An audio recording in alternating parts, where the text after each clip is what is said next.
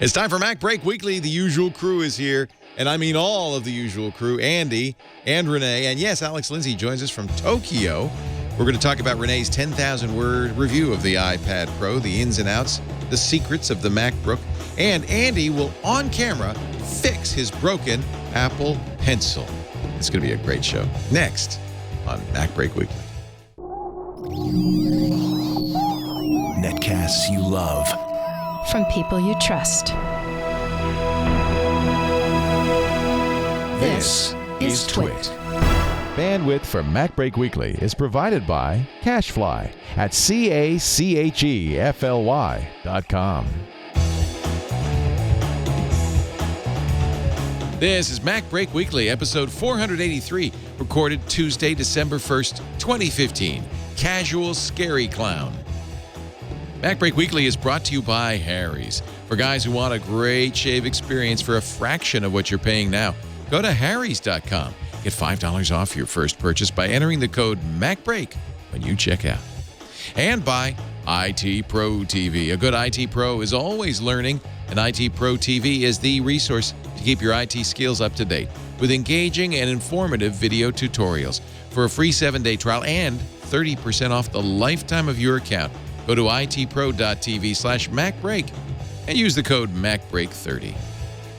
And by Gazelle, the online marketplace for buying and selling used gadgets. Shop from a variety of certified pre-owned electronics or trade one in for cash.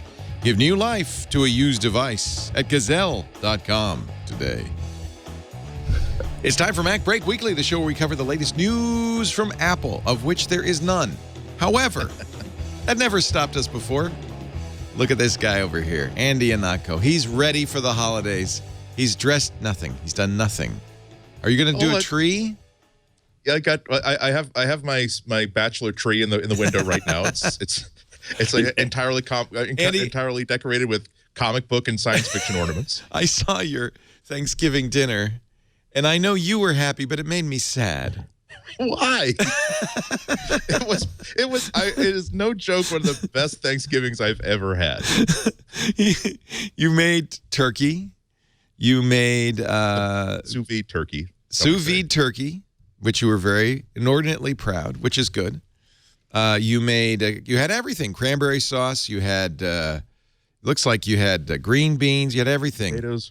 Green beans with cranberry.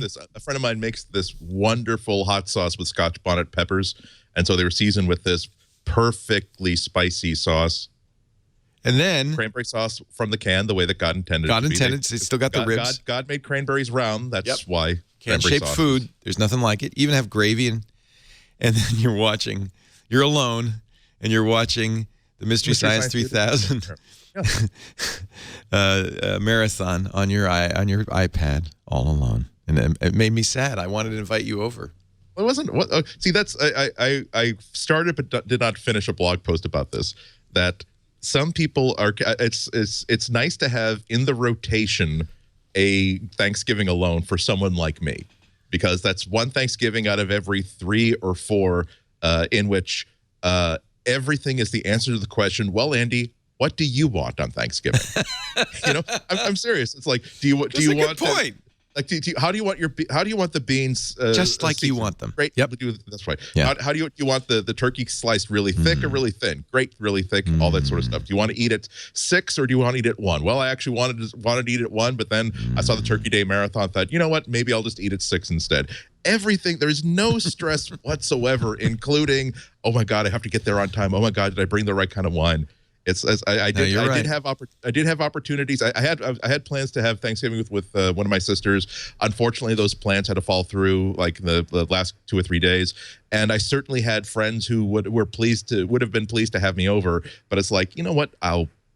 It's nice to do Thanksgiving for yourself every 3 or 4 years. Again, I don't have kids, so that is an option for me. So please don't feel sorry for me. I was looking for a picture one of the first camera phone pictures I ever took, which was of years and years ago at the CVS pharmacy, this package of shelf-stable Thanksgiving dinner. Like, that wasn't even in the refrigerated section. It just had these 2 really sad slices of turkey, this petroleum-based gravy, and that's what I captured. I posted that on my blog, I think, and captured it. Comes complete with dessert, a gun, and one bullet. But this is not that sort of thing. This is a celebration of I'm going to enjoy Thanksgiving. I was on social media sharing Thanksgiving with friends and family. I shouldn't. It was judge. beautiful. Yeah, it was legitimately one of the best Thanksgivings ever. And I am so happy for you. Yeah. Next time, though, thank you for your concern. Also, I've been talking to you, Andy. I forgot to mention, we also have Rene Ritchie from imore.com. He's here. Wow, that made me hungry. Yeah, it actually looks, the sous vide really looks good. And of course, the king of sous vide here, Mr. Alex Lindsay of Pixel Core. He is in, where are you? I'm in Tokyo. Wow. Are you in one of those capsule hotels? No, actually not at all. I'm actually quite a nice room. It's just that it's very dark and the light doesn't go that far back. But I want to stay in a capsule hotel. Apparently, if you're in a capsule hotel, you can whip out your iPhone and tell your pod to move to another location, and it will automatically move. Might have to try that. Does it sprout legs like a Studio Ghibli cartoon? I hope so. I would spend money for it. There's a photographer who posted a really nice Medium essay on his visit to Tokyo, in which he says that apparently if you don't get you won't get charged if you say move my capsule and then cancel it right before the move, but you will get shaken a little bit. And he said it was kind of mean because, of course, we're in Tokyo and my girlfriend didn't know what I was doing. And he said that was a terrible prank, but he enjoyed it. Well, I have to, of course, if you go to Tokyo, one of the places you always want to go is Akihabara, which is the electronic. And now I always have been going to Yodobashi, which is like the kind of the big, you can buy consumer stuff and everything else. And we would go there and think it's really cool. And then we came around the corner. I was looking for something else, and we came around the corner, and there was like just a couple raw cables hanging on the outside of one of the buildings. And we walked in, and it's like the Radio Shack that you always wanted, except that it's the, I don't know, it's the size of old Barnes, or like an old Borders. It's like 2 levels of raw electronics, and there's a lot of little old ladies coming in and buying electronics. Go to Tokyo, so very different. And I was like, what are they doing with those? This guy is, his name is Damjan Zvetkov Dimitrov, and it's a Medium post on why he never wants to leave Tokyo again. And this is one of the images. See the big hand? Yeah. That can come and take your capsule and move it. But what's fun about these images is they're slightly animated. They're like cinegraphs. And so things are happening like that. His girlfriend is in the window and she's moving her legs. These photos are why I'm trapped in Tokyo forever now. And I guess Nino Giamotreva is his girlfriend. There she is. This is the capsule hotel. Look at that. Oh, now I want to go. I know. I can too. I have a couple days. Here's where he's telling the story of how you can ask to have the capsule moved, but then cancel it at the very last minute. But you get a little you'll get a little shake. By the way, I'm sorry about that audio. That's somebody calling me, and of course it rings every damn device I have. These are great images, so recommended. But what are you doing in Tokyo? Salesforce has a stream. Oh, fun. So we're here. Working. We're actually in the big what do they call it, the Rotacon or whatever, the big sumo thing we're setting up there. So there's not going to be any sumo, but it's a really cool location.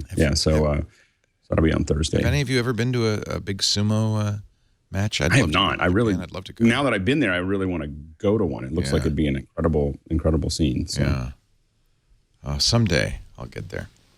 Yeah. And if I do, I'm staying. Apparently, this capsule hotel is kind of old-fashioned, but it's quite famous. It's the old-fashioned capsule hotel. I know. It feels like I'm in Blade Runner, and yet. Well, my father used to go to Japan often, and he would in the '80s, and I think he would stay in those most of the time. So it must be around for a long time. Yeah, and I think they're kind of now dated. But I love this picture with the big, giant motorized hand. Back in my day, the capsules were real capsules, Leo. They were 6 feet long, 4 feet and long. you only used them because you were drunk off your butt. Right. And they were still $300 a night. He calls it a capsule hotel. Somebody's saying it's not. It's Nakagin Tower. It looks like the Matrix, is what I. It looks like the Matrix. It looks like Blade Runner. Those By lights the way, are powered by the person in Tokyo. them. The dollar is very strong here. Oh, good. Yeah, so it's a good time if you're thinking about going to Tokyo. Oh, good. It's a good time. Nice. Isn't it at 3 in the morning there? It's not 3, it's 4:30. Oh, jeez Louise. Thank you, Alex. I'm sorry I've been wasting your time. I apologize. We'll get to work right now. My call time is until 8, so I'm good. Oh, Alex. Thank you for being here. That's really nice of you. Mm-hmm. Are you excited about Star Wars? We're only a couple of weeks off. I know you all are. Yeah, very excited. We have 22 tickets, 22 seats to the first show in Petaluma. We're all going to go.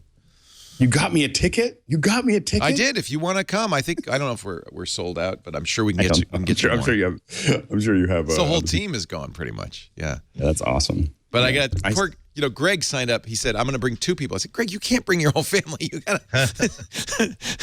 So I don't know. We'll figure it out. I'm bringing my whole family, but they all work here. I mentioned this because Apple has bought the maker of the motion capture technology used in Star Wars, Faceshift. It's a good headline.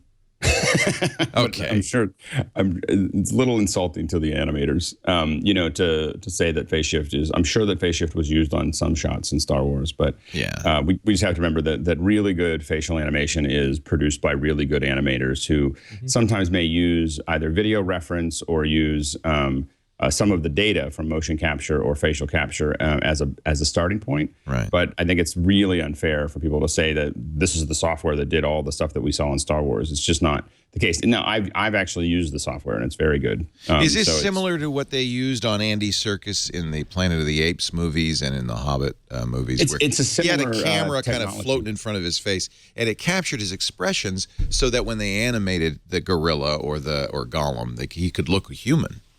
Right, and again, it's probably 30% or 40% of the actor, and then the rest of it is animated by hand. So it's a reference point, but it's not the final. Yeah.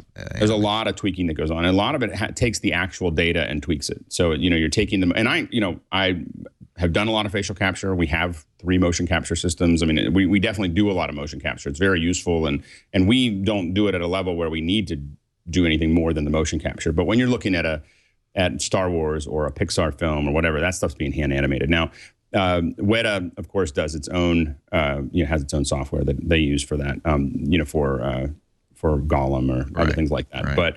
But this stuff is Faceshift's been around for a while, and it's actually very, very effective software, especially if you're doing a little bit more faster turn stuff. And again, as great reference. I think that the thing that's really interesting here is why would Apple want to do this. And I think that one of the big problems with virtual reality chats is that you can't see the person on the other side. Right. So I think that this, as soon as I saw this, I to me, what it looked like is, okay, if you're doing a virtual reality chat and you need to see an avatar on the other side, whether it's the real thing or whether it's somebody else, this will make it feel a lot more real. It's almost exactly 2 years ago that Apple bought PrimeSense right out from under Microsoft. PrimeSense was the technology that's in the Microsoft Kinect. Yeah, the first Kinect. And I'm wondering what Apple's interest is. I mean, they got PrimeSense. They got this company. Do you think, is it an engineering hire, or do you think that they wanted the technology for something? And if they wanted the technology for something, what would it be for? Would it just be, let's make FaceTime so that you can be a scary clown? It's for scary clowns. Which we're seeing, by the way, a scary clown. I think there's probably, again, I think Apple hasn't really shown its cards as to where it's going to go with virtual reality, but I can't imagine that they're ignoring it. Yeah. This is kind of a nice use. They replaced the mirrors in a bathroom with a camera and a high-res monitor and then made people scary clowns when they were washing their hands. That is really terrifying. Why would you do that? Make him a puppy or something. I mean, and that was a scary clown. I could see, what is the first demo program you launch if somebody has never used a Mac or an iPad? You launch Photo Booth and you start doing crazy things. Even if it's just for that, I could see it, right? Yeah, my kids would probably spend half a day on just playing around with their head and doing crazy stuff. And again, when you look at what this technology is really good for is also small avatars that might show you when you're looking at educational content, some of the Saturday morning cartoon style content that doesn't have to be quite Star Wars level or Pixar level. I think that, this stuff would be very, very good for that kind of production. But again, when you look at education, when you look at explaining things and so on and so forth. You might have a teacher that wants to show you something, for instance, and what they do is instead of having to deal with video and everything else, they could just, throw up a webcam and just do it all. And then this little character, does those things for their little learning session. So those are a lot. There's a lot of things that can be done with this that allows you to churn out a lot of animation that would otherwise take. A facial animation is one of the hardest things to do well. And so having something that you can do in real time or close to real time instead of spending 3 weeks on a 2-minute piece would be very compelling on a variety of levels. It's facial casual. That's all you need. It's casual. It's casual Scary Clown Friday. But mixed with the Kinect technology, you really could get to a point where you could do the whole body and face. And again, for things like e-learning, which I think what's surprising is that Kinect. I have the newest Xbox One, with its Kinect technology. It is very cool, and it's a total flop. Microsoft now unbundles it because nobody wants to spend a mere extra $100 to have this. And there's exercise. You could see it could tell your heart rate. It can. I mean, it's amazing. You can dance, Leo. It'll watch you dancing and tell you that you're not doing as well as the Superman on the screen. Well, but I mean, it's pretty incredible technology, and it's like, yeah, I know it's $100 more. I don't want it. We used it at New Year's last year. Isn't it great? Yeah, it was terrific. We had a dance off. Yeah. It was very good exercise. Oh yeah, that's right. You were good. No, I barely stopped from falling down. But Carly was the best. She kicked my butt. Yes, absolutely. Let's take a break. You put that with the PrimeSense lens, and it's super interesting because that whole lens is designed to do what the Kinect does, which is essentially read motion in front of you. And if you start adding really good facial detection to motion, it's got gaming applications, it's got avatar applications, it's got interface applications. Apple is working on Focus UI that try to determine what elements of that interface should be in focus at any one time. Yep. And who says you have to do that with a controller in your hand one day? I think it has, like Alex said, broad-ranging appeal. And when you look at all the stuff. Well, that's why I want it to be not an engineering hire, but a technology acquisition. Both. Yeah, well, both, obviously. Yeah. That was the first stuff that I started thinking about. It'd be cool if they were doing. I think they've moved away from the cool avatar sort of part of the business, but if they could do things like a really good secure facial unlock, if they could do things like being able to really very sensitively see where is the user looking right now, and make that actually part of the sort of a magic 3D specs sort of thing into the user interface, that could be a big deal too.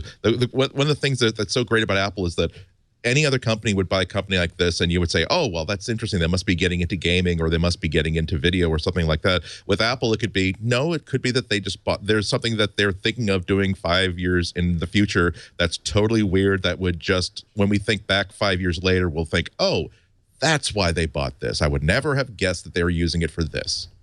It could be as simple as we have one day an iPhone that's almost entirely a piece of glass, and it knows what you're looking at. It makes the affordance for that button bigger than it would. Because right now there's no dynamic affordance. A button size is a button size. Whether you're an expert, whether it's your first time using the device, whether you have high dexterity, whether you have low dexterity. But in the future, where affordance just means how easy it is to understand and use a control, that all stuff could be dynamic. So you could flub hitting a button twice, and that button could internally get bigger for you, or it could tell that you're looking at part of the interface and make that area easier to hit than part of the interface that knows you're not looking at. There's all sorts of really cool applications to this stuff.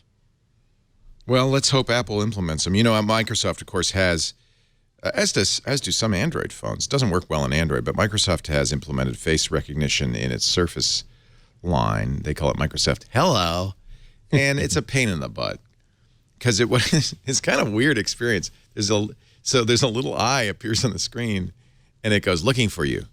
And when it recognizes you right away, it's great because the computer just opens up.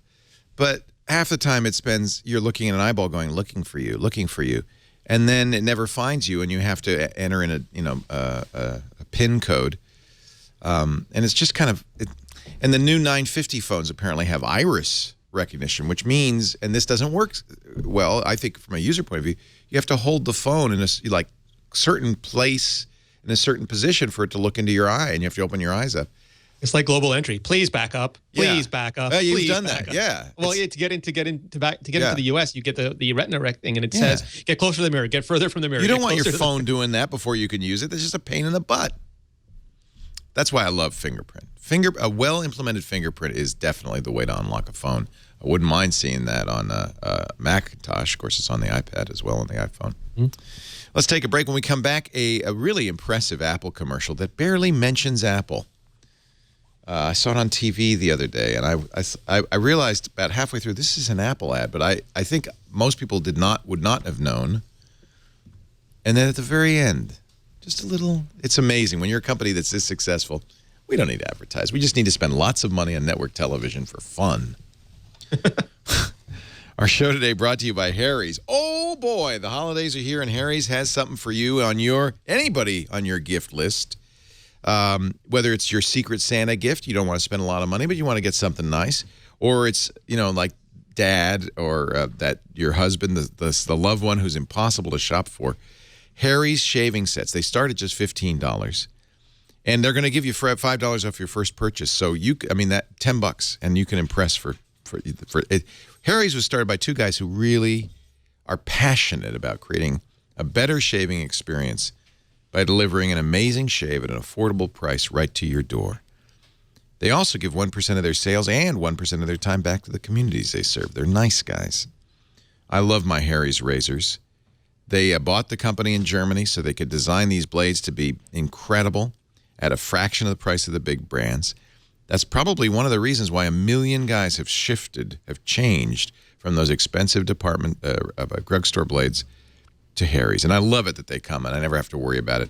And it encourages me to change my blade because I know I've got more blades. I don't have to hold on to that blade longer. They sent me this. This is their Winter Winston shaving set. This would be a nice gift, I think, for Dad. When you get it engraved, it comes in a beautiful box. Wrap that up, and Dad's going to be so happy. And inside, this beautiful copper-plated handle, the Winston, the engraving on it. And of course, as with all of Harry's shaving kits, you get 3 blades. You get the travel cover, which is really fantastically useful. And the Harry's, either the foaming shave gel or the shave cream. I'm a fan of the shave cream, but a lot of guys like the shave gel. Either way. They also have a travel bag you can get with the upgrade set, or you can buy it separately. And Harry's guarantees, of course, that you'll be satisfied. This is just beautiful. Really love what Harry's does. Harry's.com, a great place to do some of your holiday shopping. And they'll give you $5 off your first order with the offer code MacBreak when you check out. Also, free shipping for the holidays, but that ends December 10th. So 9 days. So hurry. HARRYS.com. Enter the offer code MacBreak at checkout. Make every morning you shave feel like a holiday with Harry's. I like that. Make your presence known. Isn't this pretty? It's so lovely. And the stuff smells so great. Oh, doesn't it? Yeah, it's terrific. They do coconut and marula and some really interesting extracts. That's why I use the. And also, I don't know why, but I just like a cream. It gives me such a nice shave. Harry's, HARRYS.com. Here is the ad. I think I saw it on football. I saw it on some high-priced network show. Maybe it was The Voice. Stevie Wonder and Andra Day. Now, there's a Mac. And voiceover, which is really nice to see. Oh, because Stevie's blind, so he's using voiceover. Oh. See, that's so subtle in there. Exactly. Which I really like. And you get the product stuff out of the way immediately. And then it's really all about Stevie and Andra making music. I think this is almost a gift from Apple. I'd say so, too. What an interesting choice of tune, too.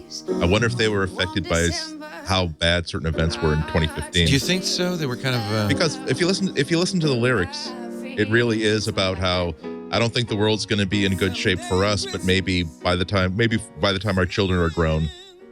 Gosh, I love Stevie Wonder. Oh, it's terrific. It's amazing. This must have cost millions of dollars. Not just, so and then there's the ad buy, and like I said, they're buying this on premium products. I'm sure it'll be on the Wiz on Thursday, and there's an Apple product at the beginning. And the thing is, you don't even realize it's an ad because there's an Apple Watch. But every musician I know has a Mac, so it's like no, it would have been there anyway. Yeah. The voiceover, I didn't pick up on that. There's an Apple Watch that just someone happens to be wearing. Somebody happens to be wearing an Apple Watch. I so hope they release this track. my fingers were practically numb clicking for buttons looking for this download. They haven't. And then it just says "Love Apple." Yeah. Is that great? Is that great? Yeah. You love a company that has so much money. They can give you a gift like that. There was a great. I put it in the show notes. There was a great Microsoft video. Let's watch that. As well. As long as we're playing ads. This is kind of funny. Apple. Yeah. It should really be under Microsoft, but it's kind of funny because it's well. Let me play it for you. Where is it? Here it is. Microsoft sends Fifth Avenue store employees over to the Apple store because they're right across the street, right? The new Microsoft store, and so there's the Microsoft store on Fifth Avenue, and people are in there. I don't want to be mean, but do you think that they like pack the store for the video just to be Yes, because it's not that full. Staff. Yeah, it's not that full. And then the staff are going out, and they're all wearing their green Microsoft beanies. The notes say that they actually brought in employees from a whole bunch over, and they also, of course, brought in a kids' club. And they're caroling outside, and they, by the way, have beautiful voices. Yeah. So I'm thinking they probably auditioned these employees outside the Apple store. And the Apple store employees were all wearing their red shirts, which means they're going to be fired right after the holidays. They're going to be shot by Klingons. They come out. I think this is actually kind of sweet. Yeah. This is not I'm a Mac, I'm a PC by any means. This is kind of almost a little like truce. Well, it's not your Bill Gates' commercial. That was my mom's favorite church song. And it says "Spread Harmony." Yeah, I have to wonder. Did Apple have to sign off on that? You got to believe they had to. That's an interesting question. Really? I mean, they're and all the employees. It's interesting. Well, even just the idea of you're filming on the street. Yeah, but so you have to get a permit from the city of New York, but I don't think you have to get a permit from Apple. The employees came out. You do see an Apple logo, right? That's a registered trademark. Yeah, the logo is usually a big logo for a for-profit thing, like an ad is usually. And why wouldn't Apple say yes to that? It's sort of like I was reading the back. I was reading the behind the scenes. Turning it off. That's it. I was reading the behind-the-scenes story of that famous Letterman Jay Leno CBS ad, and whereas there's a lot of when it was aired, a lot of people saying, "Wow, how did they get that happen?" And there must have been a whole bunch of back alley deals, and Leno must have crossed NBC just to really stick the middle finger at NBC. When the behind-the-scenes story was that, of course, Leno asked if that was okay with NBC, and NBC said, "You're saying that you want you want permission for you to appear in a Super Bowl commercial that we do not have to pay for? Yeah, why not? Use our jet. Go." I'd like to sing the word. It's so according to an article in Ad Age, they gave permission for use of their property in front of the store. And somebody in the chat room, and I think he's right, said that the Apple employees would, of course, have to sign waivers and probably get boss approval before they could go out there. To leave the floor for 20 of them, that would have been a great.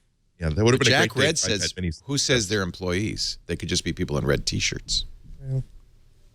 I've been in an Apple store a lot lately, and a couple of weeks ago went in there. They were wearing gray, which I remember the old blue shirts, which were great with the embroidered Apple. In fact, an Apple employee, illegally gave me one, which I cherish.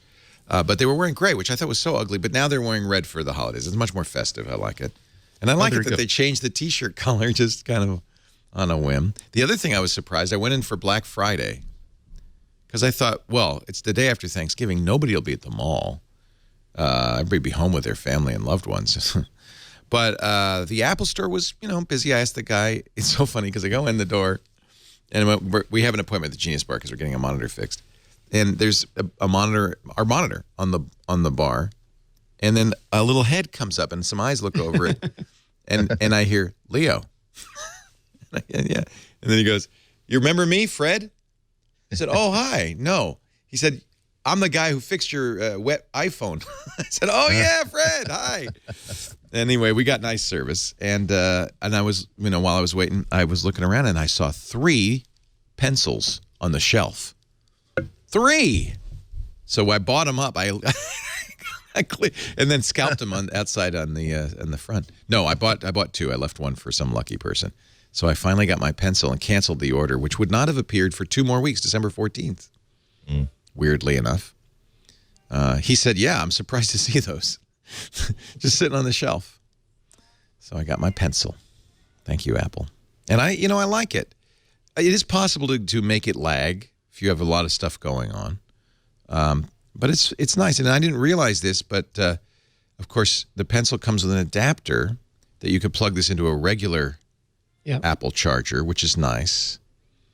And it also comes with an extra nib, and they said the nibs wear out. Yeah. Why? Well, friction.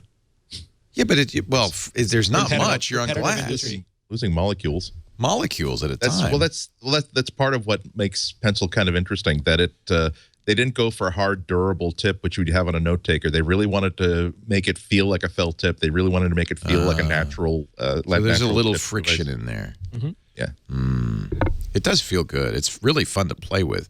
Unfortunately, I'm not an artist, so I get no value out of it at all. But Alex, did you get one yet? You don't have one? No. I ordered one, so I'm waiting for one, and then I keep on going into every Apple store. Like, so do you got any in stock? And they're like, no. Oh, so I was just really lucky. Yeah.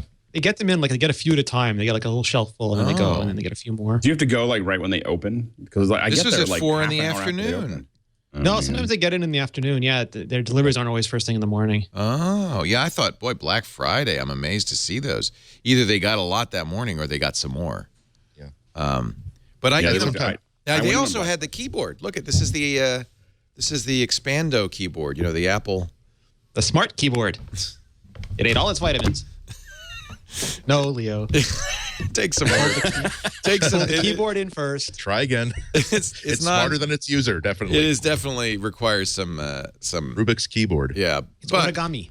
Okay, I have to adjust my because I said, get the Logitech Create because it has dedicated keys for iOS, functions, and it's like a real keyboard, but it is also big and bulky. Yeah. This is not so much, and there is key travel on this, and you know what? It's fine. Given it's taffeta, Leo. You're typing on taffeta. It doesn't feel. It feels like plastic. Yeah. But given the that I'm not probably going to use this to write the Great American Novel, the amount of typing I do on the iPad, this is fine. I've been using it all week for hours. It's so much. It's so much lighter. It's definitely going to be subjective. There are a lot of people that are going to think that it's not the greatest keyboard in the world, but look how it's going to be always on my iPad. It's so thin and light. Yeah. Other people, I can't use that for more than 30 minutes. It's just I wouldn't like you. So you're a writer. I would certainly not want to be. I use the MacBook and I use that, and I'm fine with both. I'm just terribly sloppy at anything. Yeah. This is it seems like there's Rene, too much fabric here. Some of us write a lot, you know. Yeah. If you write a lot, but for what I use, I'm joking that of course. Oh, Rene just completed how many thousands of words? Obviously, yeah. Rene, you're right. I get it now because Rene just completed his iPad Pro review. How long was it? It's 10,000 words. Oh, that's not bad. But I wouldn't want to type 10,000 words. I did a lot of it. I did the vast majority on that keyboard. Did you? For me, the human brain is remarkably malleable. Like when I first start typing on a MacBook or this keyboard and I haven't used it in a while, it feels incredibly odd to me. But after 30 minutes, I don't even realize I'm using it anymore. Yeah. Let me ask you: are all of the functions that you get on the Logitech Create keyboard, are all of these functions available through some sort of keystroke on here? Chicanery? No, so that's one of the things. Like you don't have a dedicated media row, for example, which you have on some keyboards. But you do have things like Command-Shift-H will take you to the home screen, so you don't need the home screen key. So it depends on what you need, and there's no dedicated function row key at all. But Command-Tab works. You could still do that. Yep. Command-Space does Spotlight. Yeah. Oh, that's good. Oh, that's nice. So I need to learn those, I guess.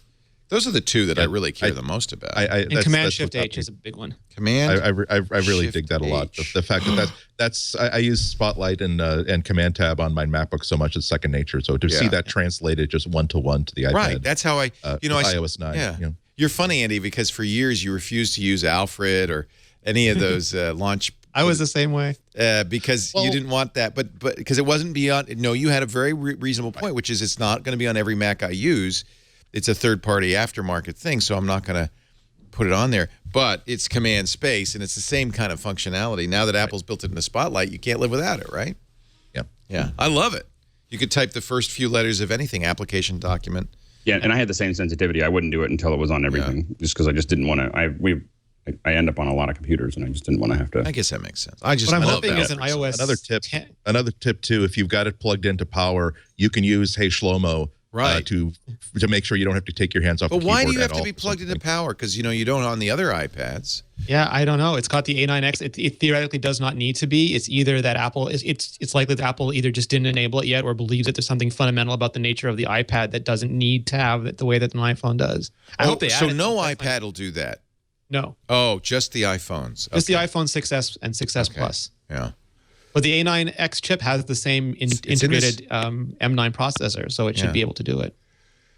I'm also hoping with iOS 10 that because there's some hints that they started putting keyboard navigation in there, and I'd like to see there's no pointer in iOS, so there's no mouse or trackpad support, but just doing something like the Focus Engine where you move the arrows around to choose Spotlight suggestions or to choose interface elements or to choose apps to launch. I think would make it that much faster to use with the keyboard. I really hope it's not an arbitrary decision. There are times where I believe that Apple makes some decisions based solely on dogma and not on will it be confusing or will it make things more complicated. And I hope that this is not a dogmatic decision, because it's like Rene said, just the ability I can load up an application with Spotlight, but at some point I'm going to have to take my finger and reach out and tap it to launch it. Right. And just the ability to simply arrow key down and hit return to launch seems like such a simple thing. I don't know why they don't do it. I do think it's interesting that we started with a tablet. Now we're almost back to a computer. We got a keyboard, a pencil. Let's steal what's good from everything to make the perfect computer. That's what I think. No, absolutely. Somehow I got in Notepad. I got commands. How did I do that, Rene? If you hold down the command key, you'll get the modifiers. For the just holding key. down the command key. Got it. Okay. Yeah, that's iOS 9. Isn't it great that so much of what we're saying is so great about the iPad is the iPad Pro is just things that they finally got around to giving us an iOS 9. Yeah. It's just amazing. So most of what we're praising here is available to anybody who has an iPad Air 2, and even if they have the brand new iPad Mini.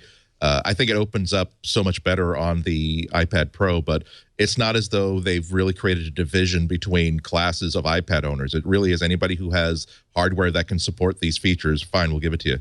I do wish it feels almost like it's thanks to the iPad Pro, because for a very long time the iPad has lived in the shadow of the iPhone, where devoting resources to the iPad would not add as much money as devoting resources to the iPhone. So almost all the resources went to the iPhone and just got scaled up for the iPad and maybe a few minor adjustments. But now that you have a flagship product, that Tim Cook wants to carry with him, you have the resources made available to do things. I lost my pencil already, I tell you.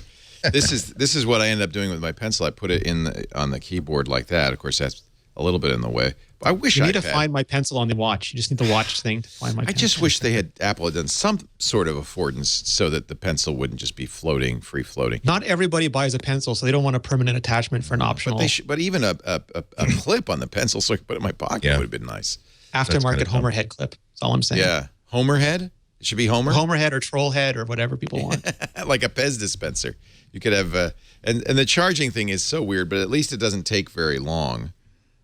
To charge it. What is it? Command Shift H. There we go. And if I go back to the settings here, this is kind of, actually it's not in settings, it's in notifications. Yeah. You could see the battery of both the iPad and the pencil. There, the first time you get the pencil. In its ear. I know, it's so weird. The first time you get a pencil, you plug it in and the iPad will recognize it and say, okay, you want to pair it. It's very simple, and it's very straightforward, very easy to do. It's like the Magic accessory pairings on the Mac. It recognizes the lightning. And it comes, at least mine did, 99% full. I mean, it was really ready to go, the pencil was. I do note, though, that it loses juice pretty fast. Like, I don't think I'm going to get months out of this thing, maybe a week. You get 12 hours of active use. Yeah. Well, and then it seems to be leaking, right? That, like, there's some loss without even using it. I don't know. I draw a lot in my last. Yeah, I was about to say it hasn't been unused by me long enough for me to find out. But I know it's like I charged it up yesterday to show it on iOS today, and it's at 88%. Now I haven't used it that much, so I think there is some loss just from being paired, like maybe Bluetooth radio loss. I will also say that I'm curious about durability now. because I think I mentioned last week that I mailed it off to an artist friend who could actually use it the way that an artist intended it to, and it worked great for him. But when it came back, it's no longer working. So I don't know whether it got damaged in transit, even though it was packed really, really well, or whether just I'm not supposed to lick the tip. I don't know. Maybe. What, the pencil's not working? Pencil's not working. Doesn't charge. Doesn't respond. Doesn't do anything. Even when it's dead stick, unfortunately, it doesn't even work like as a dumb stylus. You can't even do touch things. So I'm taking it to the Apple Store tomorrow to see. They're gonna like undo the screws and like because it's so user serviceable. I'm sure they'll just like remove the fuse that blew or the tubes that need to be fixed.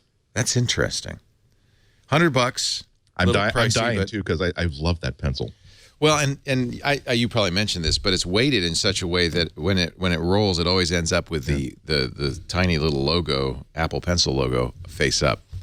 So there's a well, that's not a good test, but there's a little weight in it so that it always ends up the right side up, which is thank you, Johnny I, for your absolutely obsessive compulsive. It's a pencil, Leo, and it's niggly and vastly a pencil. Johnny, you know what else would keep it from rolling off the desk? A clip. A clip would be nice. A clip would be good. We don't all have to be obsessive compulsive. We just need friends that are a certain number of friends that are. Our designers need to be. It's inevitable, Leo. It is. It's that way because it couldn't be any other way. Can't take anything else away from it without stopping to work. I love designers. All right, let's take a break. Come back with more having fun talking, even though there's little to say. I guess you know what? We should ask Rene what he came up with in his iPad Pro review. I mean, 10,000 words. You must have some insight. That's at imore.com. Rene Ritchie is here. Alex Lindsay is here. There was a great article I'll talk about when we come back. Who was it? It was Ewan. It was in the UK. Was it Fraser Spears? Ewan Spence? I can't remember who reviewed the patents that are for the MacBook that give us some insight into, again, the obsessive nature of Johnny Ive. And it's really it was great reading. I have to say, my favorite Mac now, I love the 5K iMac, but that MacBook is just, I just love that thing. It's nuts. It's really great. I'm less in love with the Mac Pro. I wonder how that's selling. I feel like that's probably, with the 5K being so good and so powerful, I feel like the Mac Pro, it's a very, very specialized audience. People like massively parallel. Like this one. Alex Lindsay's also here.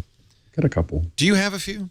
I have a lot more iMacs than I have. I have three. We have 3 Mac Pros, and then we've got, I don't know, a slew of, mostly what we have are MacBook Pros. I mean, the Retinas. I mean, we have a lot of those. Yeah, see, I feel like that the Mac Pro, even for somebody like you don't need the power, and the form factor makes it hard to pack because it's round. Yeah, I've seen them. So at events, we don't use them this way, but there are a lot of people. There are rack mounts that turn them sideways and put 2 of them next to each other, and you see these. When we were at Dreamforce, there was like 6 of them on top of each other. Just all, and you feel like you might get like sucked in like a jet engine if you fire the forward torpedo.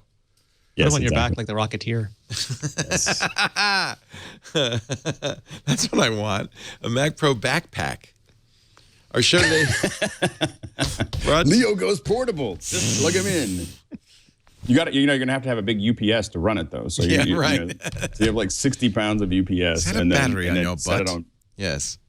Our show today brought to you by ITProTV. If you're an IT professional or you want to be one, you need to know about ITProTV. Originally created by those great guys Tim and Don. We've seen them here many times, and they're fans. I'm a fan.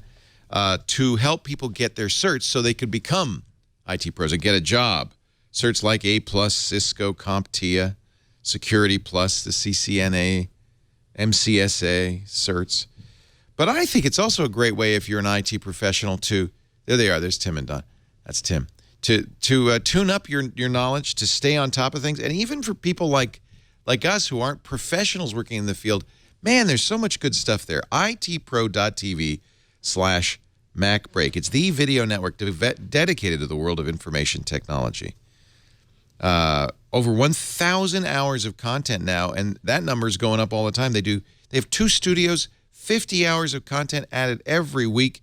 They stream it live and on demand, just like we do. You can watch it on your Chromecast, your Roku, your computer, your mobile device. New courses on Mac integration, Mac management, OS X server support, OS X server essentials, so it's not just Windows and Cisco. For project managers, there are courses on Six Sigma and ITIL. They've also updated their project management professional course to reflect changes to the exam that are coming up in January. You pay one low monthly subscription price. They no hassle cancellation policy because, I think people think, well, as soon as I get the cert, I'll cancel. I bet you won't, though, and you'll see why when you start watching. You also get some great things like their over 100 step-by-step virtual machine labs that only require an HTML5 browser. You also get the Transcender practice exams. That's worth $109. So even if you're already studying with a book or you're going to a technical school, there's their set. Doesn't it look like the screensaver set? That's on purpose. They're fans. If you want to learn PowerShell, actually, I'm working on PowerShell. I'm really interested. They have a great PowerShell course, courses on certified ethical hacking, crypto. Corporate and group pricing is also available. They have, universities alone, Harvard, MIT, UCSD, Stanford, all are ITPro.tv users. Check out ITPro.tv/MacBreak. Upgrade your brain with the most popular IT certs recognized by employers. Now, subscriptions. Let's talk price. Normally $57 a month. You can buy a year, get 2 months free. Or try this. Go to ITPro.tv/MacBreak. Use the offer code MacBreak30. You'll get a free 7-day trial. That's their second studio. That's their new studio. I haven't seen that before. You'll get a free 7-day trial. And you can watch the live stream. And you'll get 30% off your subscription for the lifetime of your account. Now, we're talking $40 a month with 2 months free when you buy an entire year. Get the year, too, because then you could download all the content and watch it offline, things like that. Just great. They have the chat room just like we do, which means, and they do special Q&A and study sessions. It really is, it's geared around getting your certs, and it's great. ITPro.tv/MacBreak. Try it for free for 7 days and get 30% off when you use the offer code MacBreak30. We love you guys. Tim and Don, they've done such a good job. And we thank them for being such big supporters of our show. Apple Pay in China. First Canada, now China. What's next? I saw you've discovered Second Cup takes Apple Pay, Rene. I did, but then I went to another outlet and they didn't. So apparently it varies by franchisee. So I'm just not going to win this, Leo. I saw that American Express card on the watch. Boom. I once called up a place and I placed an order and they say we don't have it. And I said, but I saw your commercial. And they said, in the commercial where it says at participating outlets? And I said, yes. I said, well, we're not participating. We're not. Yeesh. Anantech, we always look for Anantech's technical breakdowns, and they did one on the AX9 system on a chip. 12 GPU cores. When we talk about Johnny Ive, I think sometimes we don't give enough credit to Johnny Sarugi, who's the other big Johnny at Apple. He's in charge of the platform technologies, like the chipsets and everything in there. And their work has been incredible for the last few years. I think they're the most exciting chip designing company in the world now. And if you told me that Apple would be the one we talked about that way 5 or 10 years ago, I would have thought that you would lost your mind. And now they're routinely doing incredible silicon. So last month, Anantech did, like what they could do with software, but they got Chipworks to actually take down the dip and look at what's in there. And so now they have a little bit more of physically information about the system on a chip, which they say lets us confirm and reject some of our earlier theories. Look at all those GPUs. That is crazy. And it's custom too. It's not a known imagination reference design. Which is pretty much required to run a large display. And for what they're trying to do. So this is really for the Pro. They put all this stuff in here. Wow. They talk about the die size, 147 square millimeters. Pretty big, but on a big tablet is better. Well, but it's both shrunk and it's still big because it's got everything on it. I mean, this is the whole system on a single chip. Pretty impressive. So if you're interested, if you like the nitty-gritty details, weirdly enough, there's no L3 cache. Which means that memory latency can kind of go up. It seems like they must be doing something. I mean, they wouldn't have just gotten rid of it. It seems like there must be a reason that they were able to work around that problem. Yeah. Yeah, like one generation, I forget which one, but they went really wide, and they did that instead of. I mean, I'm not as familiar with the non-technical terminology, but they do very. Mobile is all about compromises, whether it's cameras or chipsets or anything, and Apple routinely makes really, really smart compromises on these things. And you could take one part and say, well, this part could be better, but then it would make something else worse. And they've been very good at finding a good balance. And when you look at the performance on this thing, I thought that maybe the iPad Pro would tax these chips because I couldn't get anything else to, and I can't find a way to peg these chips. It's really swift. Anand's theory is that because they have such a fast memory bus, a 51.2 gigabyte per second memory bus, that the cache isn't really necessary. Usually you use the cache to kind of compensate for a slower bus to keep the GPU fed. It's one of these weird things. Like I was asking about the 10100 base T on the Apple TV and not having gigabit, and Alex might know this better than I do. But one of the answers I got back was when you go to gigabit, it pegs the CPU on very high bitrate video, and that makes it unpredictable. So they start dropping frames. So for the Apple TV, 10100 is a better compromise than gigabit, and there's all these little things you have to contend with. Yeah, somebody told me that because it's 10100, you should use the Wi-Fi on the Apple TV. It's not, the Wi-Fi is not, they use the better Wi-Fi not because it's faster, but because it's more reliable. And with Wi-Fi, reliability is incredibly important because there's so many more things it drops that out. Can interrupt. Yeah, we tell people not to use Wi-Fi on our Skype connections because there'll be hesitations because it periodically just stops. Well, and what's a lot of times what's going on with Wi-Fi is that your Wi-Fi router, especially if you're in an urban area or in an office or things like that, your Wi-Fi is the router is very or the access point is very chatty. It's like hello, hello, hello, like it's saying hi to everybody walking by, everybody getting. So if the number of devices and everything else don't change very much related to the AP, it's actually very stable. It's that it's dropping when it drops packets and you're just surfing the web, it doesn't matter. When you're having synchronous video, it matters a lot. Yeah. So, that's why, Wi-Fi tends to work really well in the country. Yeah. As far as, you can have someone do Wi-Fi and that type of thing. But in a place like where I'm at, where there's 50 access points within my hotel room. I have a hardwired connection. At least I can connect it to a gigabit port, which means I'd be getting 100 megabits. But because I want the better performance. It was buffering. Well, I thought the hardwire would be more stable, but a number of people said, no, you should go use Wi-Fi on the Apple TV. What do you think? It's one of those things where it's there was a ton of people complaining that Apple didn't put gigabit, and why aren't they doing this? And if you go by the assumption that the engineers building stuff aren't stupid and that they might have reasons for doing stuff, then you start to investigate. That's how I found this. I just started investigating what are the pros and cons. 100 is fast enough for high def video. For 1080p video, for 60 frames per second 1080p, it is more than fast enough, and it's also still more reliable than wireless. But the new wireless is much better than the old wireless because 802.11ac has a bunch of other If I have Ethernet capability, which I do, you say use it. Yes. Okay. Yes. And it's unless you have a really fast connection, your 100 megabit. Well, it doesn't matter. I mean, I have, Comcast Business. I think it's 100 megabit, but that's the max. I mean, that's the max speed of the internet connection. And exactly. So I'm matching that. Well, maybe not because of the overhead. Well, and a max is going to let's say 96. 50. Yeah, but let's say it's usually I divide it in half. So let's say I'm getting 50 megabits. Well, there's no stream I know of that needs more than 15 or 20 or 25. I mean, 50 is more than enough overhead. So hardwired should be fine. Yeah, that's also going to be always more reliable than Wi-Fi. That's what I would think. You plug it in and it works. Whereas with Wi-Fi, right. I never have to re-credential myself for wired. I never have to worry about interference with wired. If you can run a wire into every single room in the house, run a wire into every single room in the house. Yeah. It just makes it more. Okay. Okay. I'll ignore those people who said, "Oh, Leo." That's right. And get lots of fiber. Internet. Yeah, get lots of fiber. It's the same thing going back to the debate about Samsung versus TCMA chips. We look at one very narrow dimension and we think that applies broadly to everything, but that's not true. There are different characteristics to all these technologies, and you've got to know which one is the appropriate one for what you're trying to do. Yeah.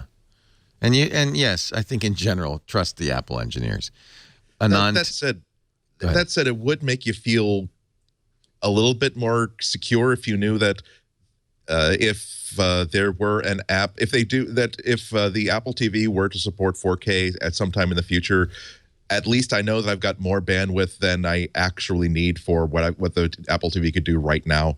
Well, the new one's not hardware upgradable to 4K, so we'd have to get a new box anyway. Right. Yeah. Okay. Which is fine because I'm HDMI 2.x. There's a bunch of stuff we'd want on it. Yeah, I'm not buying a 4K TV yet, so that's fine. A lot of people did though. Just a 4K backdrop, Leo. On the 4K backdrop. Yeah, on the Black Friday deals. There's some people who opted for the $250 55-inch Westinghouse TV at Target. $250. Wow. And then there's some people who took advantage of Samsung's Black Friday deals, where half off their SUHD 4K TVs. Alex, you have a 4K. Of course, you have a 4K TV. Yeah. But what do you feed it with? Well, so I've watched a little bit of my own footage on it. I've got a lot of 4K I have cameras. a red camera. Why else would I get it? Well, I mean, even the GoPro, looks a lot. Is shooting in 4K, and a lot of the Blackmagic cameras were shooting in 4K. So that's been useful. There's also some of the Amazon stuff is all in 4K, which the problem is that the Amazon stuff is a good example of what doesn't work. Which is that on some of the stuff it looks great, because there's not a lot moving, but then you just see compression artifacts as soon as because the Amazon's built into the TV or whatever. So so it's not been a killer experience there. But I wasn't going to buy a TV over 60 inches that wasn't 4K, because eventually, if you're going to invest in a TV, I feel like, I can see on a TV over 60 inches, I can definitely see the edges on 1080p. So so I can see the. It bothers me. Only you. It bothers me. It's just like, I'd rather have it, because a lot of these 4K, they're interpolating up a little bit. So it actually softens it up and makes it actually look a little bit sharper. I mean, I find that it's more pleasing for me to watch a up-res 1080p to 4K. Interesting. Than if it's doing a good job. If it's doing a good job. Some don't, some do. What does the best 4K up-res? I haven't had the opportunity to really test them. I can say that the Vizio that I got, I didn't go crazy with buying really expensive TV either. Does it do a good job? Oh yeah, it does a great job.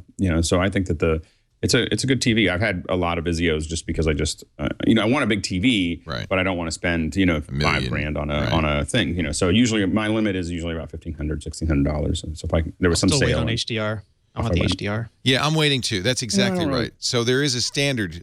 We think there's two right now coming for UHD, and what we're looking for is a standardized color space, and a standardized HDR. I want 4K HDR, 120 frames a second. I think that's pretty much. Yeah.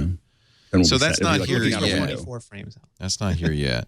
24 frame. That whole 24 frame. You know why it's 24 frames? Because it looks bad. No, but looking bad looks so good because that was the least number of frames that the cheapskates in the 20s could get away with. So we built this entire platform around the fact we're used to it. It was like, how do we save money? Like 100 years ago. Anyway, we get so many complaints that the Apple TV doesn't support 24 frames per second. Alex, I've got people trying to convince me to go out and get a film camera. Because it's grainy and it's it's weird. It's not as accurate as digital, but there's a look. Same thing with 24 frame. Well, you tell me sometimes to shoot 24 frame. There's a filmic look, right? It's why I take boats to Europe.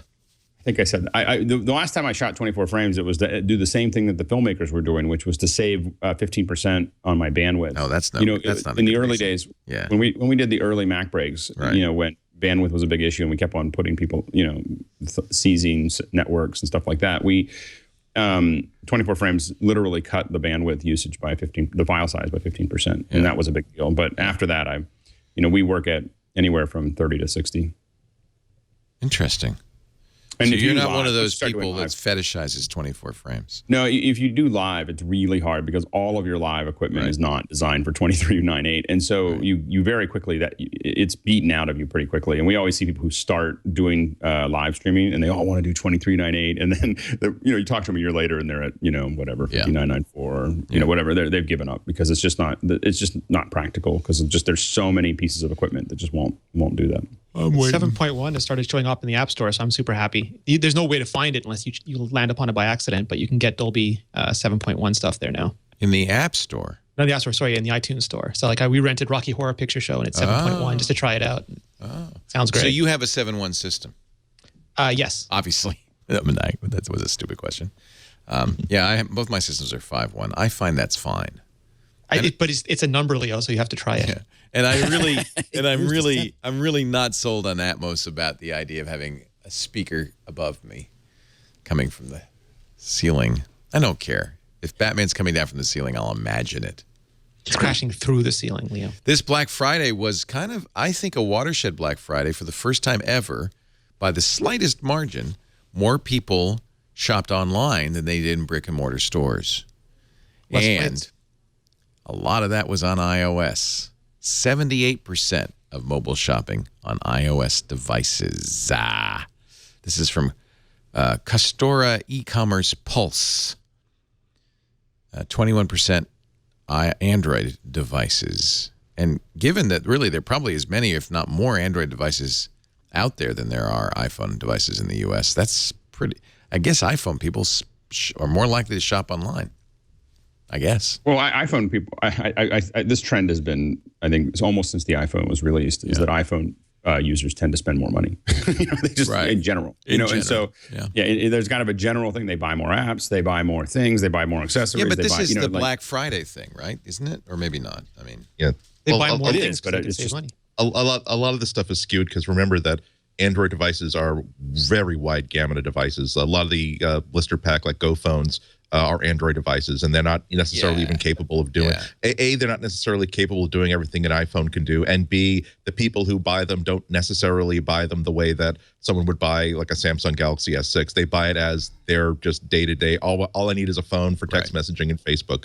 So it's hard to. It's easy to read a lot of stuff into data like that. But that does. It does make sure that we have to understand that if people are trying to think that iOS is waning because the dominant operating system in the world is Android, data like this says no, it's not waning. Let me just see if I can find that article. Maybe I can't. Yeah, here it is. It's from Forbes. Ewan Spence, Secrets of the MacBook. And the idea is, I guess Ewan went through the patent applications that are specific to the MacBook to come up with some of the interesting things. I think the MacBook, not the MacBook Pro, just the thin 12-inch one is a pretty amazing device. The low profile of the MacBook, he writes, is in part down to putting every component on a diet to reduce thickness. And so Force Touch, which is on it. They do have, it's interesting, 4 sensors. The patent says we could get by with fewer. The color, rather than being painted on, the color is added as an inked layer during the chemical process that strengthens and hardens the case, creating a far more durable look. You can't scratch the gold off, in other words. And they say, by the way, gold is a vital color in the Chinese market. The hinges. It's also really easy to anodize. Yeah. I love the gold stuff. Even my iPad, everything. I'm just buying gold now. That's all I buy. Even rose gold I like. Because I can has opulence. This is the one I love. The speaker grill on your MacBook.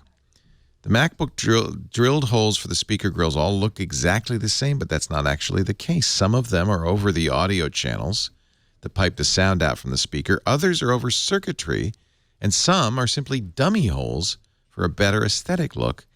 And Apple has used different colors of ink inside each hole, as well as varying the depth of the dumb holes to create a uniform appearance across the full strip. OCD much?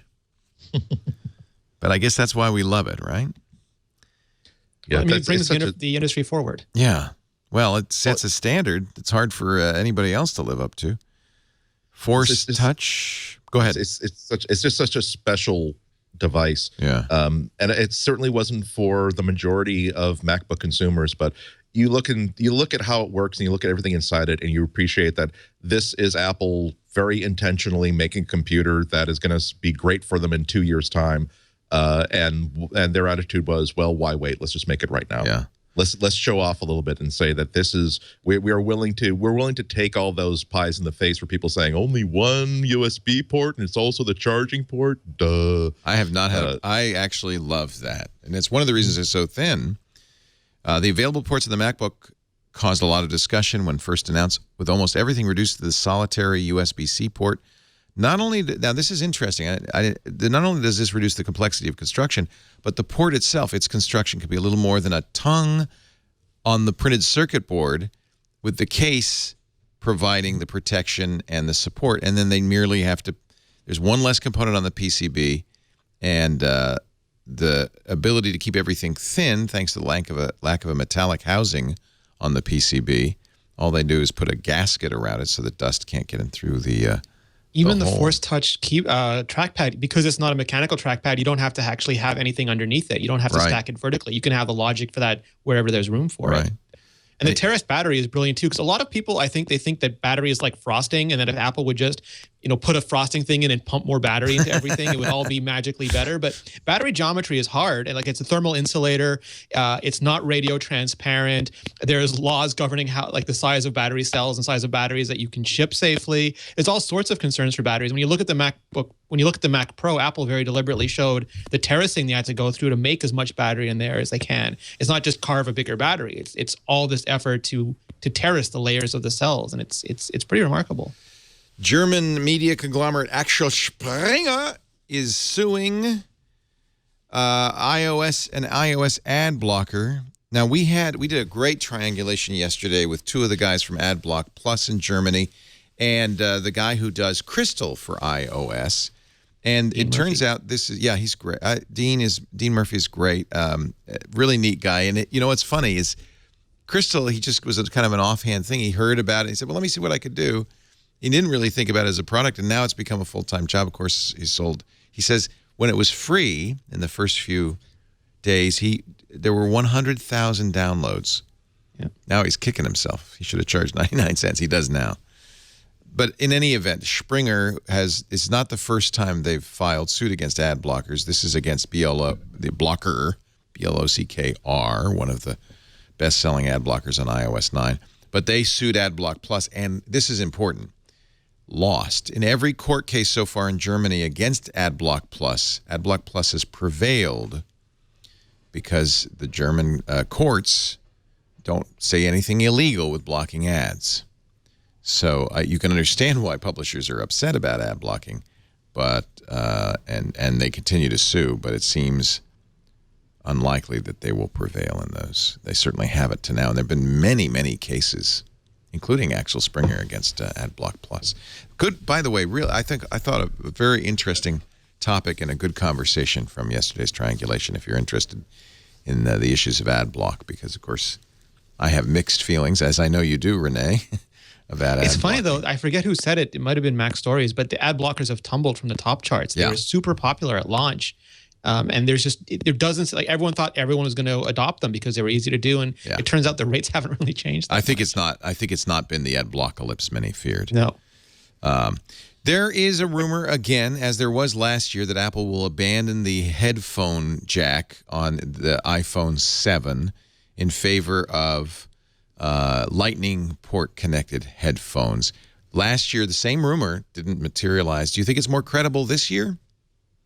It's every year. I mean, every year they prototype multiple iPhones. They have very progressive ones and very conservative ones, and they make their decisions along the product curve when they need. There's a certain point where they have to start manufacturing, so they have to decide.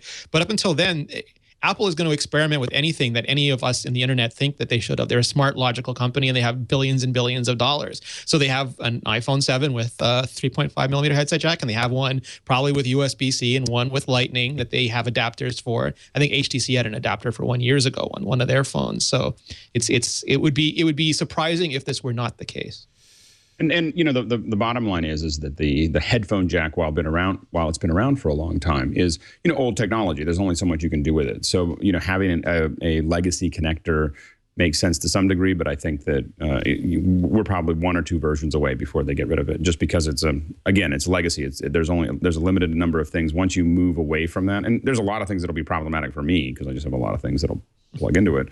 But of course, there'll be adapters and all kinds of other things to get us along through the hump. But I think that there'll be a lot of other things, whether it's quality of audio or the types of things you can do with that interface, that will be increased as it moves away from the old-fashioned analog solution. This is in the category of I'll believe it when they're actually shipping it, because that would be a really big leap. The thing is, I mean, the technology for headphones actually predates the 20th century. It's so old. But the thing, no, seriously, I think the first like plug-in headset was like 1890 something. Wow. But the thing is, the damn thing works, and it works for a really broad group of people, ranging from the people who are serious audiophiles who will spend $300 on a pair of headphones to the average user who just will use the same set that came with the handset forever until it breaks, and then they'll buy another set for $10 or $15. I will never predict that Apple won't do something. Particularly, it's double dumb to predict that Apple won't do something that will make a device look more attractive, or once again pursue some form of dogma that they just simply believe is important for device design. But that would be such a huge step. And it would also, I will prepare about 40 metric tons of jokes to make if Apple were to say, sure, you can use any headphones, just carry this dongle with you for the phone. It's like I joked a year ago, or a couple years ago with the MacBook Pro, that they're like Gillette, and that they give away the computers, they make the money on the dongles, because they are the dongle company. And if they were to say you can't plug headphones in unless it's proprietary stuff that makes a licensing fee for Apple, or you use it through a dongle, that's a sandwich with some stale bread that you're going to have to gnaw your way through to make that work. It's not just the headsets either. It's things like square readers and scientific measuring tools that use the headset. I mean, it is a port, not just a headset jack. And to Andy's point, there's going to be a huge transition fee to that. But Apple is a company that has decided sometimes in the past that those fees are worth paying. And at some point, it probably, because it's not just height. Phones can get ridiculously thin with headset jacks, but it goes deep into the machine and it takes up space. And now they're putting taptic engines and all sorts of other things in those devices. Space is even more at a ridiculous premium than it ever was. So I'm sure they're experimenting with this. And again, I forget which phone it was. I had an HTC phone a while ago, several years ago, that had this little HTC port on the bottom and a breakout box that had 4 or 5 cables coming out of it, and you'd plug things into there, and it was ridiculous. But I mean, people do ship those kind of things. Well, remember the first iPhone also required a dongle. Yes. For the dumbest possible reason, which is my multi-cases still do. Yeah, it's like we want the curve to it would offend us to have a flat part on this curved case, so we're going to force people to have to use our special headphones or to carry an analog dongle.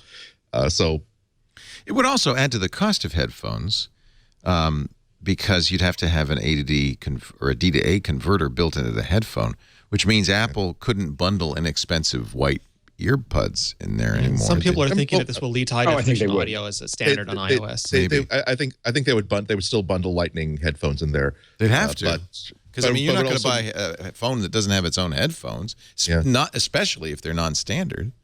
By the way, that would get rid of some of the complaint, right? Well, it comes with headphones that work. Yeah, but they get lost. You wash them through the pants, and the cables get frayed. You have to replace them at some point. And a lot of people will just they have a large Christmas tree ornament collection of nothing but unused iPhone headbuds. For everyone they have. Yeah, because they just have their preferred headbuds. Only Apple had a headset company. Yeah. That actually made audio as opposed to a lifestyle brand.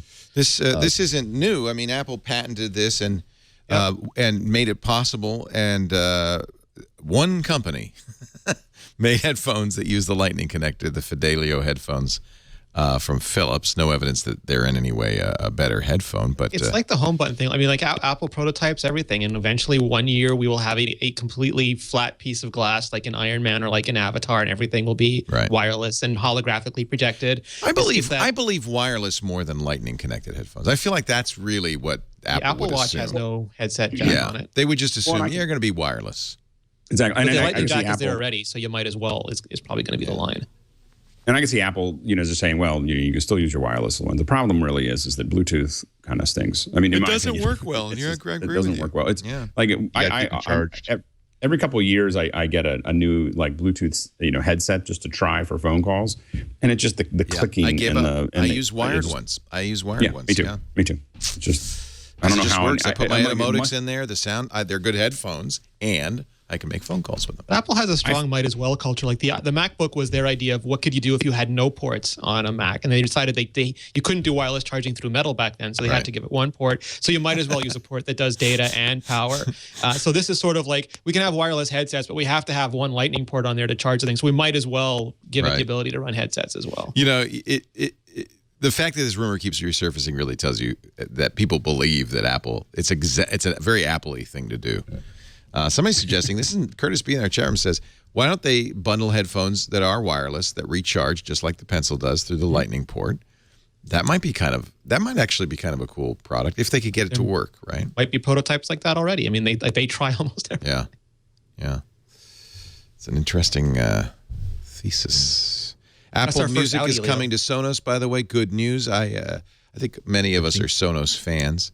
But one of the, and that Sonos does Spotify, Tidal, and a few other services, Google Music, Amazon Music. But Apple Music was missing. It won't be for long. December, 15th, I think, 2 weeks from now, they said. Sonos will add Apple Music capability. So Apple and Sonos seem like kind of natural partners. They both make. Got to Android before it got to Sonos, Leo. Yeah. I can actually use Google Play Music and cast it to my Sonos. Which I have to say, I'm not an Apple Music subscriber. I stuck with both Sonos and Google Play Music, but I still use it because there's nothing in the world better for me than just saying, Siri, Spotify. play me whatever I want to hear, and it just does it. Well, as I mentioned before the show, I broke down and bought a ridiculously expensive speaker that uses AirPlay.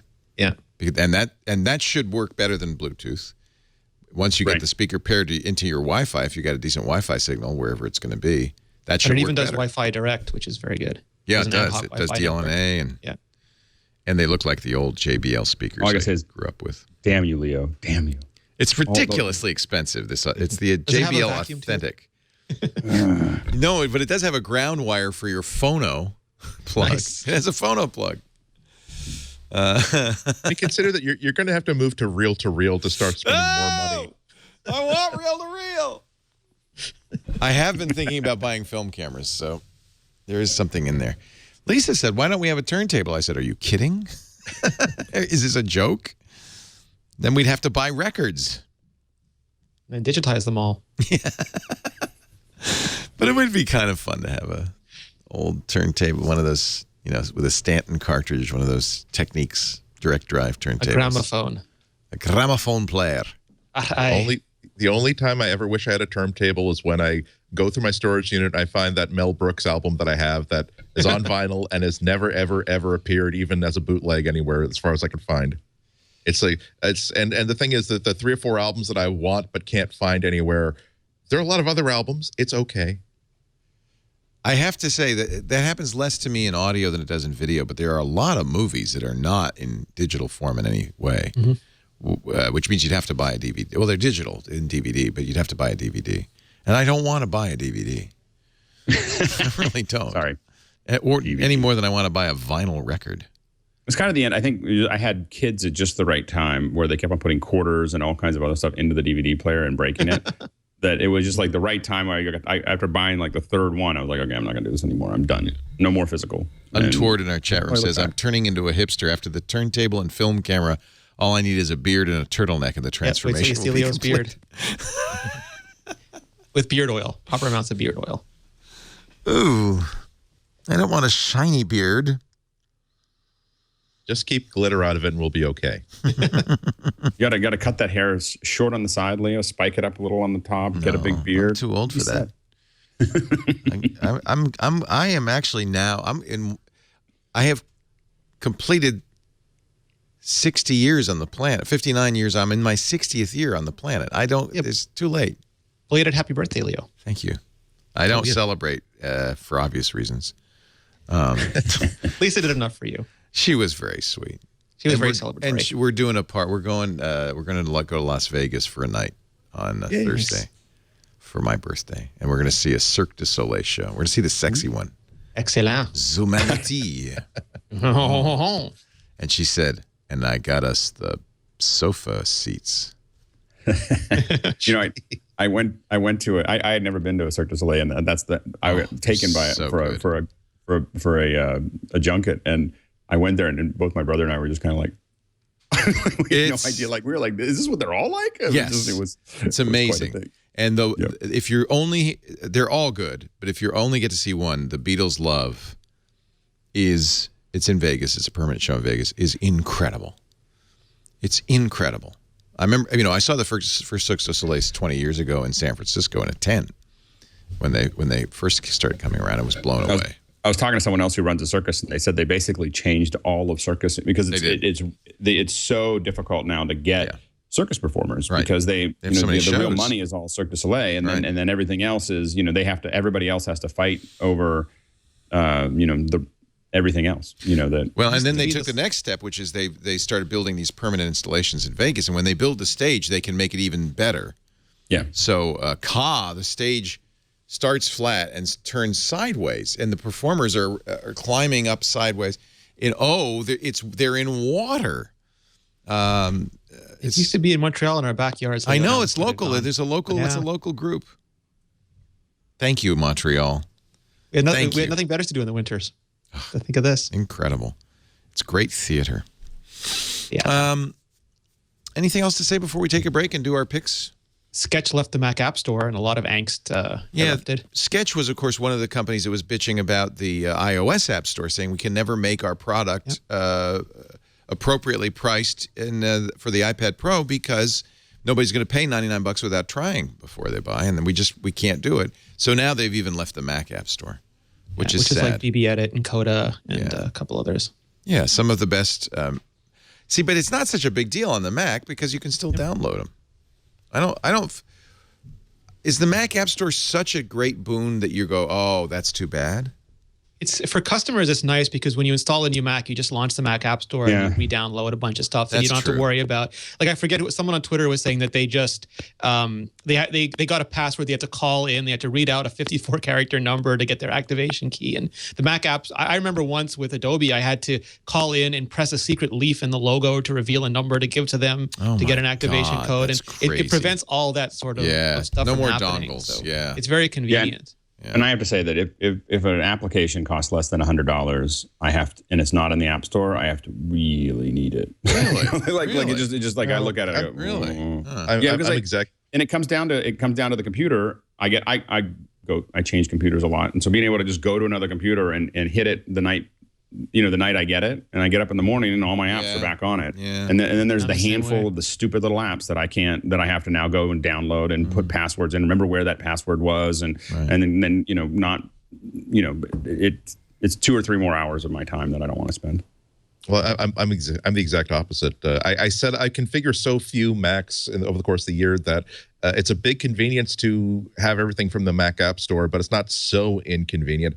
And after I've spoken with enough developers about how frustrated they are with the App Store experience, that I kind of enjoy if it's a serious amount of money. If for the only reason that I'd like for them to get the entire $40, I'd like them to get the entire $100. I like them to know who I am, that I'm using their product, and have that sort of relationship direct with it. I really think that Apple's. I've tweeted about this morning that I think they're nearing a Vatican II sort of moment where they're just going to have to spend a long amount of time having conversations and trying to figure out how do we move forward. What of this doctrine is working? We have a mission. What of this doctrine is helping us with this mission, and what of this doctrine is just outdated and is holding us back? Because it's just every conversation I have with developers about the Apple Store, about the App Store, it stopped becoming, oh well, this is a hassle, but I wish we could do it this way, and down to, my God, if I only had to not deal with the App Store, here's how much more resources I would have. Here's how much better my life would be. And I'm seriously considering dropping App Store support because it's just becoming too much of a hassle. I read a good article, though, that pointed out, because, one of the things, really not the most important thing, but one of the things some developers complain about is Apple's 30% cut. But the guy pointed out, remember, before the App Store, you had to go to a distributor, you had to get shelf space. It was hard to distribute retail software. was 55%. Yeah. So, but before the App Store, George W. Bush was president. Yeah, no, I know. Or before the App Store, phone, you couldn't make an iPhone with a color screen. Time moves on. And now this is a world in which you can actually sell things easily you can set up a digital storefront in about 30 minutes and start taking credit card transactions in an instant. Yeah. And so these are the questions that Apple should be asking themselves, and developers are now asking themselves, that whereas it was beyond our capacity 5 years ago or 10 years ago to start to be our own storefront, now we can do that in 20 minutes. And what is Apple giving us, and what is Apple giving our users in exchange for all the stuff that we're supposed to be doing here? I think if developers do that, they really need to get ready to spend the money that it takes to make it a good experience for the consumer. Because I think that one of the big problems is that all these little developers have all these funky ways that they want to deal with their little passwords and their little security and everything else, and it just makes it a pain in the ass. It's just, and the thing is that if I have any choice of one that's in the App Store and one that looks very similar off the App Store, I'm not going to pick the one off the App Store, because I know that I'm not going to know where that password went, or I have to type in a whole bunch of things and I have to do all this stuff, to protect it. We sold. Yeah. We sold an app without any password, without any security, and we made a lot of money, because it was easy, and people, I'm sure there was some piracy, but but it was, and I would have happily sold that through the App Store, and given up 30%, and I'm sure I would have made more money, selling it that way. We didn't bother with the all the passwords, and I think that's the number one thing, is just all of the, dealing with the install process is what makes the App Store compelling. And there are some developers that make that really easy, and some developers that haven't upgraded that in the last 10 years. And I just don't feel bad about not buying their software if they're gonna keep on using Kaji or whatever that thing is. Well, it's not that hard. I mean, I had to set up a brand new Mac just a few weeks ago, and every time that I had an app that wasn't purchased through the App Store, these are good, like, top drawer professional apps, and there's a registration menu item, and there's a button next to that saying, "Oh, look up my my registration code for me." And every single time, all the ones that I was using, every single time, 10 seconds later, there it was, copy and paste it from my inbox. And you also forget about there are tangible rewards for the user to get stuff through the App Store. Being able to get back up and running quickly is one of them. But one of the tangible rewards of being able to buy things off the App Store is, here you go. It works perfectly for 30 days. No feature is disabled. Decide for yourself if it's worth $40 or $50. We will not disable the feature that lets you export files into a format that you can deal with. But take your time and figure out if this is worth $40 to $100 of your money. I'm most concerned with iOS, because now we finally have an iPad that is, for a lot of users, myself included, a really credible productivity machine. And you hear a bunch of developers saying that, why would I want to put all of that resources into creating a real professional productivity app for the iPad when I can't get more than $5 for it? So that's why I compare it to Vatican II. It's not one problem. It's like there needs to be a long conversation about a long list of topics that leads to everyone deciding, here's how we should do business in the future. The thing that I find interesting is I think that they both suffer from the same problem. I think that the iPad suffers for being in the shadow of the iPhone, and I think the Mac App Store suffers for being in the shadow of the App Store. And I think that one of the big classic problems we have is that everyone is telling, developers included, and I love developers and I want their apps, but they fall into the classic trap of telling Apple solutions that they want instead of problems that they have. But the biggest problem of all is that there's no discussion happening. There's nobody listening. And I think that none of these problems will get solved until there is a person who is directly responsible for the Mac App Store and for the App Store in general, whose only job it is to make these things better. Because otherwise you're shipping an iPhone every year, and that makes $8 gazillion, and that's all that you have time for. And unless there's a person and a team that is whose only job it is to do this does not get done. It's like, oh, iTunes is terrible, we should debundle iTunes. Well, they debundled it for the Mac App Store, they debundled it for iBooks. Those apps haven't had any attention either. It's just all these things, like they should do this or they should do that, unless there's a conversation happening and somebody at Apple whose job it is to make that terrific. I think the conversation is an empty air. This is the sort of thing that kind of gets me bummed out, though, that we keep talking about this $200 billion in cash that Apple has, to say nothing of other firepower that they have. They should be, if Apple Music is not working, they should fix it. If the developer relationship isn't working, they should fix it. It's the stuff about my perception is the same as yours, that Apple has a limited amount of focus and attention that they really feel as though they can't be distracted from this one thing that's really, really important to deal with this other thing. But they are not a plucky little startup. They are not they're not excited about how maybe having a profitable quarter. They are a monster. They are a powerhouse. They can accomplish anything they want to do, including making a brand new campus shaped like a spaceship. If they say that they can't fix this problem, there's a certain element to which they don't feel as though it's worth making a priority. Yep. Yeah, and I think they're looking at the billions of dollars people are spending on the app stores, and they're going, well, it's working for somebody, and I think a lot of it is, figuring out a way to make it work as a developer. And again, we were a developer for quite some time. I developed a couple pieces of software, and we're about to do a lot more of it. But we would, so we look at this a lot. We talk about it internally, and what we're looking at is, okay, what does the playground look like, and how do I take advantage of that? Not this is the playground I wish I had over here, which I think a lot of developers that complain about it, I feel like they want a playground that doesn't exist. There is a playground there, and the key is to figure out how to, maximize your output, not complain about why it's not there. I mean, and I'm sure that they can make it better, but I think that there's a lot of money flowing through that store, and a lot of it's figuring out how to do that, and that it may mean that they have to do things other than just develop, related to marketing, related to the process, related to all of those things to get full advantage out of it. But as we develop the apps that we're working on for next year, we're not looking for something other than what's already there. Let's take a break. Come back with your picks of the week. Gentlemen, start your picks. Our show is brought to you by Gazelle.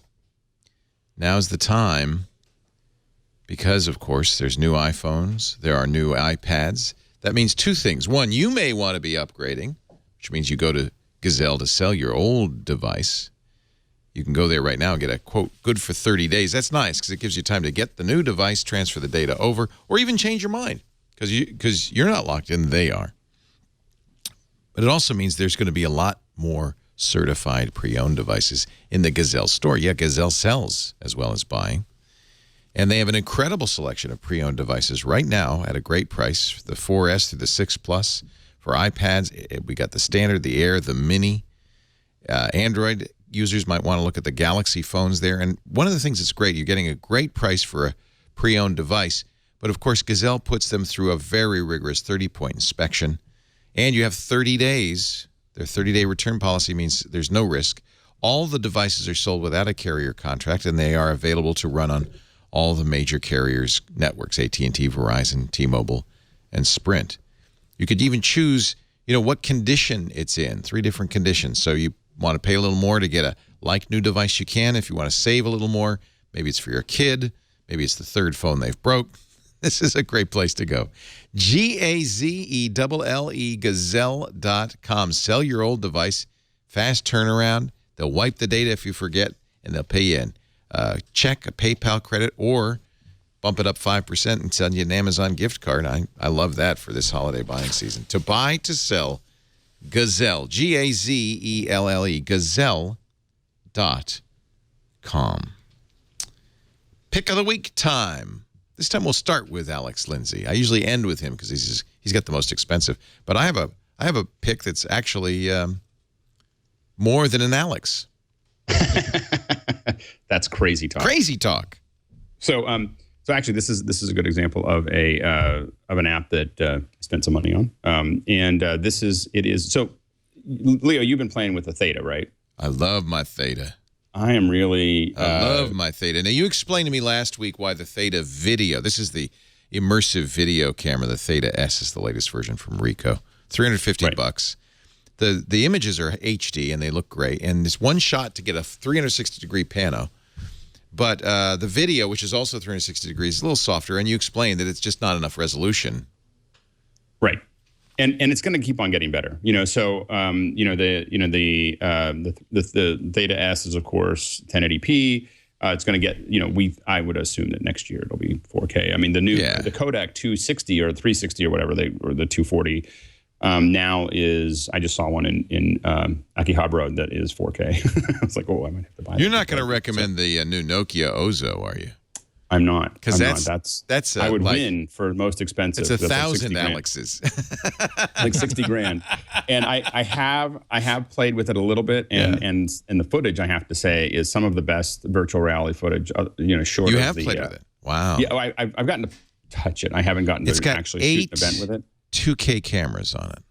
Yes, and it's the 3D is not something that jumps out at you. It's a really great camera, and I'm hoping to do some projects with it next year. But but it'll be more of a rental item given that it's $60. So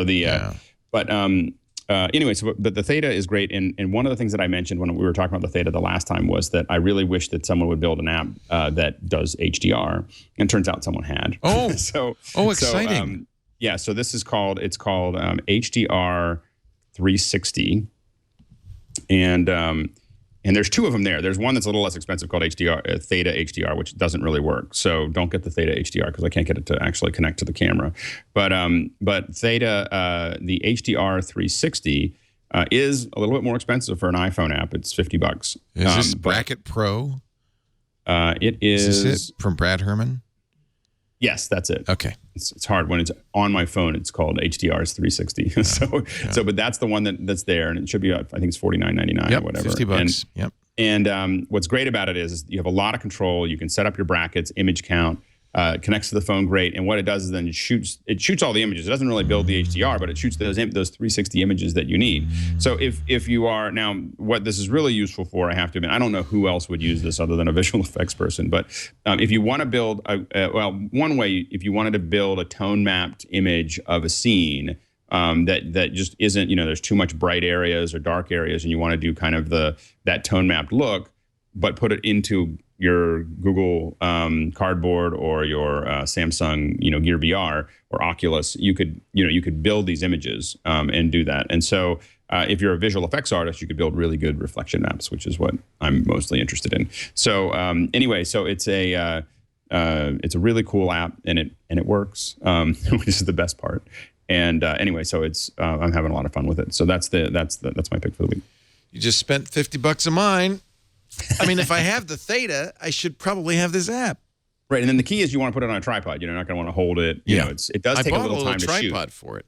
So there's a couple seconds between each exposure. So it's still, it's not something that's going to capture video, or you're not going to put it in a restaurant. But if you're trying to capture a scene and get that HDR, and then you can take it to any, then it just shows up in your photo library. You can take any of those and pull them together and use your favorite HDR app to tie them together. And it does have a little preview in there, so you can see what you did to see if you got what you needed. So wait a minute, I have to understand the workflow. So normally with the Theta, I copy it off the camera and import it into Theta's spherical program, which turns it into a sphere.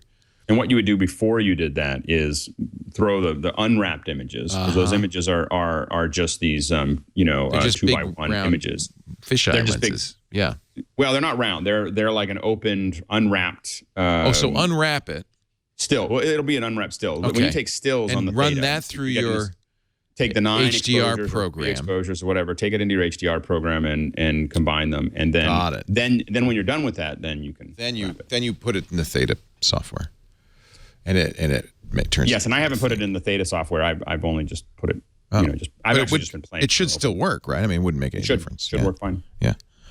Okay. So it's taking how many? It can do as many as 9 you can images. Decide. I think it does more than 9. I'm doing 9 because that's what I've done in the past. But it has one that says 19.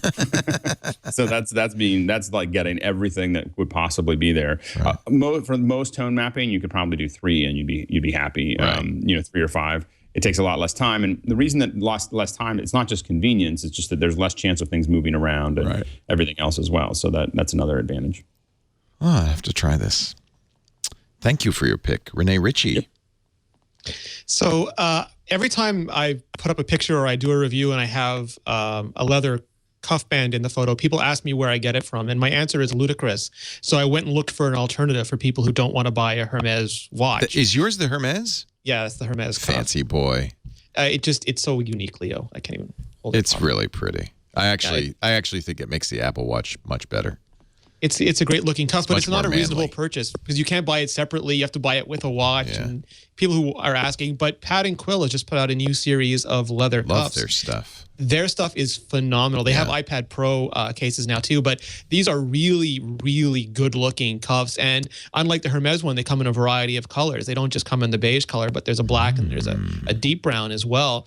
And a lot of like there've been some aftermarket cuffs, but when you really look at them, they're either not double layered or the stitching is not very good. And Pad and Quill really sweats the details. They're not as cheap some of the Amazon places you can buy, but they're way better quality. They have very nice stitching, very nice work. And Brian at Pad and Quill really cares about the quality of the stuff that they're selling too. And like the Hermes watch, it's cut out so the sensor still works, the heart rate sensor still works. I'm not sure the Hermes one you could actually pull out and use it as a regular single tour if you want to. And this, I haven't tried it yet, but it appears to me like you could do the same thing, which is sort of like getting two watches in one. You get the cuff and you get the single tour at the same time. And their leather work is just so good. And if you're interested, there's a little video in there that you can, once you see the webpage, you can go to, and Brian shows off all the details about it. You can get an American tan, Galloper black, or chestnut. It's super great. I'm tempted. I would take that hipster watch of mine and make it look manly. Yeah, I mean, it's a really great look and it's a really great feel. I have their iPhone 6 case. I just love their work. I really love their work. It's craft work. Which is great. Well, yeah, you can tell it's like somebody made it. Yeah. Like a human, not a machine. Only for the 42 millimeter. Yeah, I'm hoping that we get more diverse. Like so far, the double tour is only for the small ones, and the cuffs are only for the big ones. I'm hoping that changes because there are people of all sorts of different shapes and sizes who have different tastes. But that looks nice. If you've been looking for a cuff and you want to get something from a really good manufacturer, then this is definitely the one to get. It's Horween leather, so it's going to be. I don't know which I would get. I'd probably get the chestnut. They all look great. Like I think sometimes I'd like the black because it goes with everything, but then sometimes having a little bit of color is nice. Yeah, I like leather to look a little more like leather. Yes, yeah. Like Indiana Jones. Yeah, like Indiana Jones. I want everything to be leather. Exactly. Mr. By the way, that is Pad, PADANDQUILL, padandquill.com, and they do great stuff. $129.95. Pre-order now. Yes, sir, Mr. Andy Ihnatko. A couple of updates before my pick. One reader on Twitter was nice enough to tell us that Someday at Christmas is in Apple Music. So if you go search for that, you can go grab it. 99 cents That's for the an Stevie album. Wonder song. Okay. The Stevie Wonder song. Who is she? Who is Andrea whatever? I had not heard of her before, but I went from that to searching for her and now owning her latest album because she has an amazing voice. Secondly, another delighted reader fixed my Apple Pencil for me. He suggested that he had the same problem, and it was because the tip was loose. So why don't I try tightening it? That didn't work, but what did work was actually unscrewing and removing it completely, and then putting it back on. What the what? And now it works fine. What? So that's a tip that I should pass on to other people. That if it ever goes dead stick on you, try removing the tip and then putting it back in. And maybe it will come back to life. Thank you so much. James Stone was the reader who said that. But on to the actual pick of the week. Of course, we talked earlier about cooking a turkey sous vide, and this was the lightsaber-like device that makes it happen. This is a sous vide cooker. If you haven't seen it yet, it's you just get a stock pot or any sort of water vessel, fill it with water. This has both a heating element, a sensor, and a little motor circulator that you drop it in there, tap in a temperature, and start it going, and then put your meat or vegetables in a sealed plastic bag inside that water bath.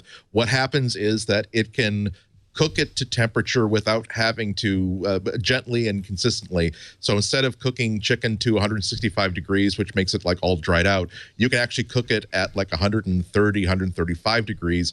But instead of cooking it for 20 minutes, you're cooking it for an entire hour or 2 hours. And it results in like just immensely tender, juicy, succulent meat. That's your turkey. Also, look at that. That was a close up of my turkey. And as I said, it was just one of the best, probably the best turkey I ever had. So many reasons to recommend sous vide. Part of them being that when you bake and then when you cook in an oven, you have to keep an eye on the temperature of the meat and make sure you pull it out before it gets all overcooked and dry, because it's always being cooked at 135 degrees. It can never be more than 135 degrees. So the meat is done in about an hour, but if you keep it in there for another hour or 2 hours, that's fine. Or 2 days. And, yeah, What? The big thing is it will just get that way. It'll just keep on softening the meat. In fact, if you leave it in, if you forget, like me, for 5 days, it will liquefy the meat. Just in case you're wondering. But you can. But it does mean, for instance, you can buy like a lesser cut of meat that has more flavor in it. That's you normally wouldn't buy because it's too tough. But you keep it in the sous vide for a couple of hours and it becomes as tender as sirloin. Or you could do what I do, just take it in the bathtub with you for a while. Exactly. It's good if you're getting a whole goat. Flavor. It's a Flavor. Yeah. You might want to make sure you give the tub a good scrubbing after that. Now, I know that when I cooked my turkey, it said don't take it out of the oven until it's 165 degrees. Does it kill the bacteria? Yes, it does. It's a different kind of math where imagine trying to kill James Bond with heat. Okay, you can either lock him inside a sauna that's at 180 degrees, or you can basically put him into like a plasma emitter, like at 20,000 degrees. The 20,000 degree plasma chamber will kill him immediately.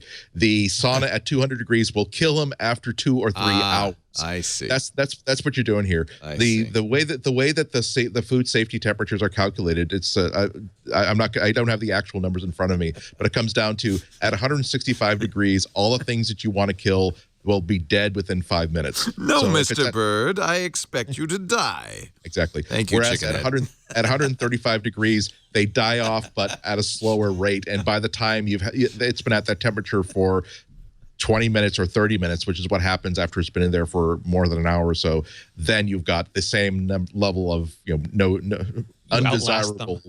undesirables have been killed off, and it's safe to eat. Believe me, the first time that you cut into a chicken breast that is pink in color, yeah, it's a little nerve-wracking. You'll go right back to the webpage and say, okay, explain to me the science behind this again. Yeah, but it is perfectly safe. This is the Innova sous vide cooker. Really, really easy to use. It's the one that I've been using. A lot of people swear by this one. Yeah, I have that. Yeah, that's the one all three. I didn't start with that one, but that's the one I have now, and I highly recommend it as well. It's dead simple and dead reliable, and also worth recommending because they have their Black Friday Cyber Monday sale still going on. It's normally about $180. You can get it for $129, and as I said, the other part of the other part of cooking that was Thanksgiving was I cooked the beans, and I cooked the beans in the sous vide the day before. I cooked mashed potatoes the normal way the day before, sealed them up in bags, and when the next day when the turkey was done after 3 hours, put those bags right back in the water. They got heated back up to temperature, and whatever time I decided that I wanted to eat, I took all 3 bags out, cut them open, and plated all 3 things at the exact same time, which is a trick that I'd never been able to pull off for Thanksgiving dinner because I will never get everything done and ready at the same time. Can't recommend it highly enough. It's just absolutely brilliant. Awesome. And I'm probably going to take advantage of the sale just to buy another one or two, because what happens is if you have a bunch of different things, you want to have the chicken at 145 or 150, the steak at 132 or 135, the veggies, so you eventually will want more than one. Also, Leo's tub is big. He's going to need a couple. and this is the secret behind a lot of really high-end restaurants. If you actually see like the open area where you'll see a whole bunch of these water baths and these and ones that are the same, not any better quality, just older, that look big, like big machinery. But this one's just a much more refined version of those. And the reason is and this is where it was invented, is for a restaurant. If you come in and you want a steak and you want to eat it the next day, it's already cooked. Basically, they sear it, they brown it, and they bring it out to you. Another secret is that as a kid, the first time you try to make a burger, of course, you make this 2-inch thick patty. And you've been left on your own devices. It's nice and brown on one side. You flip it over, it's nice and brown on the other side, and then you put on a bun, and now it's absolutely raw in the middle because it's just too thick. So with sous vide, you can, again, it will cook all the way through. It'll be pink all the way from top to bottom. You slap it in a pan to brown one side or the other, but that's how you get those beautiful, like inch and a half thick restaurant style burgers. like I said, it's like owning your first chainsaw. You use it for the thing you intended to use it for, and then you walk around the house thinking, I wonder what else I can cut with this. So it's great stuff. Well, I think you guys all rock and roll, and I'm just going to show you. I just wanted something that cost an Alex. But originally it cost 3 Alexes. And the reason I'm recommending it at this point is because it's, for now, finally, it is an Alex. Down to one Alex. It's down to one Alex. Hasselblad did a crazy thing. They took the Sony RX100, which is a great compact camera, and then they put it in a Hasselblad body with an amazing wooden grip and beautiful leather styling. I'm just thinking, if you are like Rene, kind of wearing that. It's the Hermes of cameras. It is the Hermes tour of cameras. You can get in a variety of different woods. The wood grip is beautiful. And because it's an RX100, it's now, admittedly, when they were trying to get $2,200 for this thing, that would be crazy talk, because you get an RX100 for $600 or $700. But now that they've dropped the price to $799 at B&H, by the way, this is B&H only, I think, because I checked on Amazon and it's still overpriced there. But Hasselblad. You get a Hasselblad Stella Special Edition for whatever kind of wood you want. I don't know. I'm thinking going on mahogany. Is there a teak? There is a teak, I believe. There's olive wood. Yeah, isn't that great? There's Pauduk. Like saying it. Walnut und Wengi. I want Wengi schmengi. Blaublich. This is very small. I mean, it's hard. You can't really tell by looking at it, but it's a really teensy-weensy little thing with a zoom lens, and it comes with a matching leather strap. It is absolutely the double tour, and then it comes in a nice box. And it has to. Yeah, it has to. And I think at $800 now, this is actually not overpriced anymore. Cheaper than the Hermes watch. And I just wanted something that cost an Alex. I'm not going to buy one. I got a great camera, but. And it's a 1-inch chip, is that right? Yeah, I think it's a 1-inch, 20 megapixel 1-inch. The zoom is 28 to 100 millimeters. It does do video. It has a lot of nice features. The RX100 is actually a very nice little point and shoot. I have one. Actually, I already have an RX100. Although I should point out, I don't know which version. I think it's Mark 1 or Mark 2. Sony's up to the Mark 4 on the RX100 now. So you'll be getting some older technology. When people ask you what it is, you can say Hasselblad. Hasselblad. I have a Hasselblad. It's really teeny. It's really cute. And actually, if you're looking for a great point and shoot, the Sony RX100s are good and a lot less. Friends and family, thank you for joining us in our post-prandial edition of MacBreak Weekly. Alex Lindsay, he is in Tokyo, and it is now almost dawn. It is. The sun is come just... It's just here. Wait, hold on. Can you move your cube? Oh, my God. That is a beautiful view. I am so jealous. Did you say that it's your first time in Tokyo? Oh, no, not at all. No. I spent 6 weeks living here for a film, and oh, nice. And so I'm pretty. I actually have a lot of.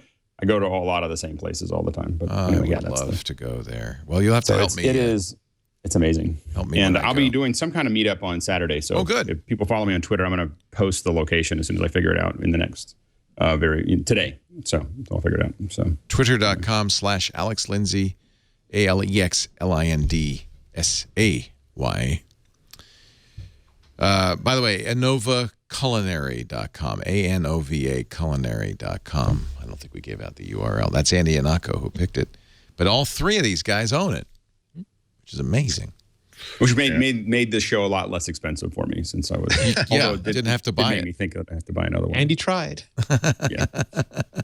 Andy Ihnatko's at the Chicago Sun, the esteemed Chicago Sun-Times. You can read his writing there or on his newly refreshed blog, CWOB.com. And always a pleasure having you here. Always a slice. And imore.com is where you'll find Rene Ritchie. Make sure you read his giant iPad Pro. It's a review as big as the iPad. You'll need the whole Pro to read it. 10,000 words of goodness. Thank you all for being here. We do MacBreak Weekly, 11 a.m. Pacific. Get here early. Well, get here at 11, because as we were observing today, we spent a lot of time in the beginning before the show. It's the best part. You know why? Because I love these guys, and I love sitting down, and I always want to talk to them about all sorts of non-Mac stuff. So that's the juicy part of the show, if you ask me. But so get here early if you want to watch live. 11 a.m. Pacific, 2 p.m. Eastern Time. That's 1900 UTC on twit.tv every Tuesday. You can also watch on demand, of course. All of our shows most people watch on demand. Audio and video as well, if you like to see, at twit.tv/MBW and wherever you get your podcasts like Stitcher. Our Apple TV apps are great and all of that. Thanks for being here. Now get back to work. You know why? Because break time is over.